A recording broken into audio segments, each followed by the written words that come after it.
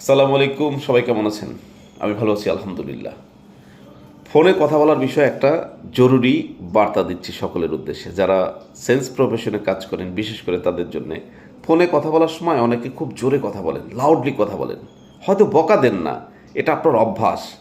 কিন্তু আপনার এই অভ্যাসটা না অনেকের কাছে সহ্য ক্ষমতার বাইরের বিষয়। বাইরের পরিবেশ থেকে অনেকে মনে করে আপনি পাগল, আপনার মাথায় সমস্যা আছে, অথবা মনে করে আপনি একটা বেয়াদব। হতে পারেন আপনি একটা কোম্পানির বড় অফিসার, কিন্তু এই যে বিনা কারণে আপনাকে বেয়াদব মনে করা, পাগল মনে করা, নিশ্চয়ই আপনি এটা চান না।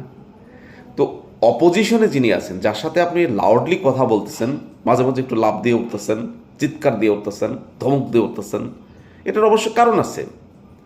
একটা কারণকে সামনে রেখেই আপনার মেজাজটা আপনি কন্ট্রোলের বাইরে নিয়ে যেতে বাধ্য হয়েছেন, লজিক্যাল। কিন্তু আমরা তো সামাজিক জীব, মানুষের সাথে বসবাস করি, অপরিচিত পরিচিত সকলকে নিয়েই আমাদের বাঁচতে হয়। যখন আমরা এরকম অ্যাপ্রোচ করি, এভাবে কথা বলি, ফোনে মোবাইলে অনেক জোরে জোরে কথা বলি, তখন আশপাশের মানুষগুলো ভাবে আমরা বেয়াদব।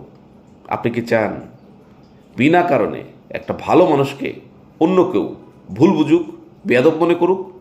যদি না চান, তাহলে আজকে থেকে এই বিষয়টা মাথায় রেখে ফোনে কথা বলার চেষ্টা করবেন আপনার সহকর্মীদের সাথে, যারা আপনার অধস্তনে আছে।